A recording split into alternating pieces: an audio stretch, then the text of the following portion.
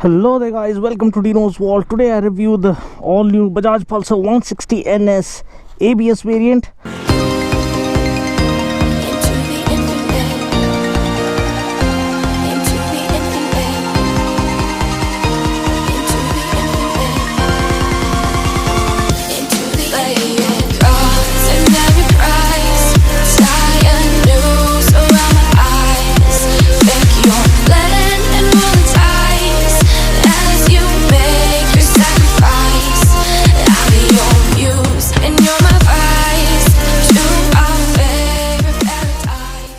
This is the new Pulsar 160 NS twin disc ABS model. As the name suggests, this new ABS model gets the single channel ABS update, which means ABS is operational only on the front wheel. Now the 160 NS already got two major updates last year with the twin disc model. First, it got a wider 120 section rear tire which offers better road grip, and then the bike also got a 230mm rear disc. But one thing to note is that earlier we used to get a 240mm front disc, but now I believe we get a larger 260mm front disc, because in their official website the features section clearly says that we get a 260mm front disc, but the spec sheet reads that it is still a 240mm unit. As far as my knowledge goes, the front disc does appear bigger now, so I personally think it is indeed a 260mm unit. However, I would request you to confirm that with your local Bajaj dealer just to be sure. At the back, however, we still do continue to get a 230mm disc, which is confirmed.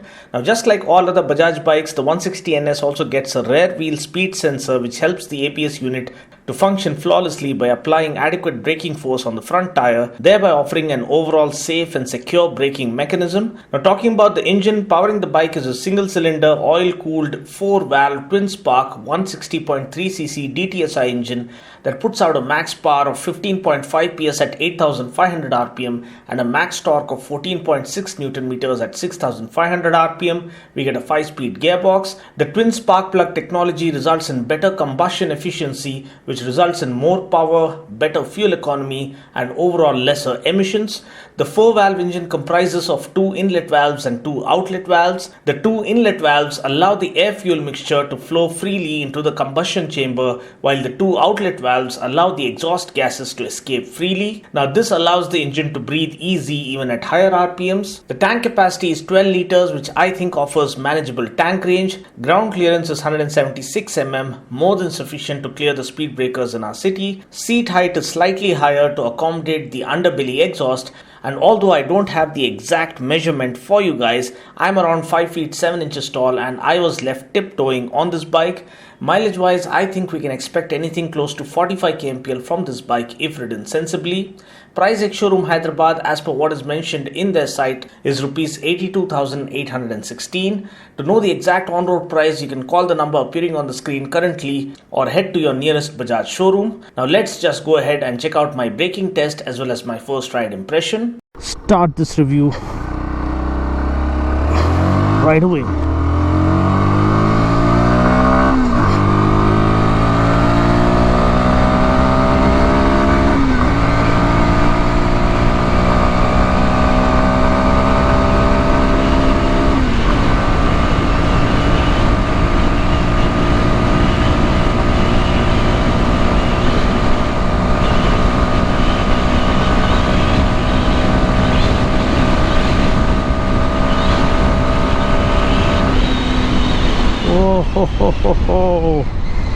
Absolutely spectacular. I mean, I enjoyed thoroughly the first time I had reviewed the 160 NS, and it goes without saying that the bike is super fun. I mean, it's lightweight, it's agile, it's nimble, it's everything you would want a naked sport bike to be. Okay guys, so now it's time for my standard braking test.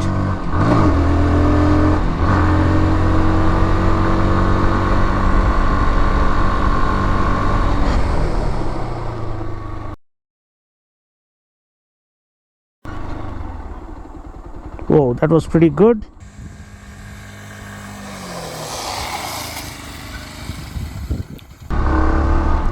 Okay guys, so how does the new 160 NS feel like to ride? It's an absolute firecracker. I've always been a great fan of the 160 NS ever since I first got to review it. The overall fit and finish, the build quality is on par with higher segment motorcycles. It shares the design language as it is with its elder sibling, the 200 NS. I love the red paint scheme. It looks absolutely drop dead gorgeous. And then we have the grips that are made of premium quality. We have backlit switches, which is a trademark trait of the Pulsar family. The clutch feel is nice and light. The throttle action is light and easy without putting too much of pressure or strain on your palms or wrists. The handlebar is ideally angled such that you can flick this bike around with utmost ease and precision. The rider foot pegs are slightly rear set such that you can take on the corners with that much more confidence. The engine offers superb refinement with no hint of vibration whatsoever, even at speeds of around 104 kilometers per hour, which is phenomenal because most of the 160cc segment bikes start feeling a little uncertain post 90-95 kilometers per hour, but this one feels rock solid even at 104 kilometers per hour. So that is what makes this bike stand out among its competition. Another best thing about this motorcycle is the perfectly sorted out center of gravity, because we get an underbelly exhaust, we have the monoshock, and serving as the show foundation here is the perimeter frame that lends the bike superb rigidity and balance. So the perimeter frame along with the swing arm and the rear monoshock lend the bike incredible stability even at triple digit speeds, which is not seen very often in this segment of motorcycles. Now what I love about this bike is that it is a seriously rev happy motorcycle. The more you rev it, the more it feels at ease. Oh my god. Oh, just rev the bike harder, push it further, because the bike begs you to do that. It's lightweight, agile, nimble, handles like a dream. It has all the thrills and the spills and the intensity to make you go bonkers each time you ring the throttle hard. Look at this bike go. It's absolutely menacing.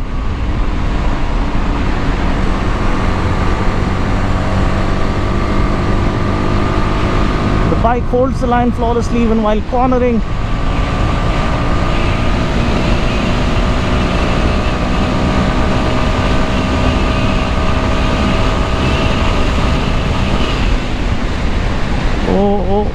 Oh.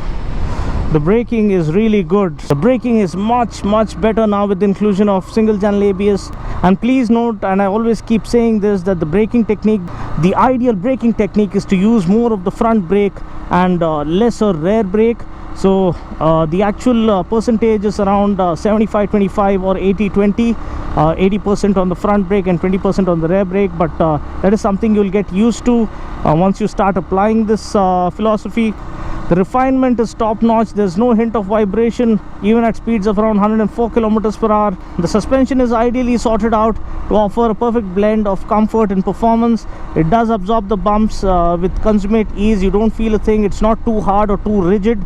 At the same time, it supports the chassis really well at higher speeds, which is what you hope for. So I continue to be blown away by the Pulsar 160 NS. It's a seriously underrated bike.